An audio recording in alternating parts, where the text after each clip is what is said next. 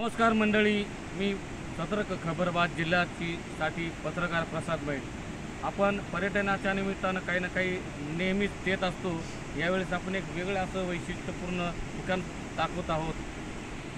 कुंडमावली, पारनेर तालुक्यातील निगोजीतील कुंडमावली हे या ठिकाणी कुंडमावली या ठिकाणी रांजण खळगे म्हणून असे प्रसिद्ध ठिकाण आहे. आपण थेट हे दृश्य पाहत आहोत.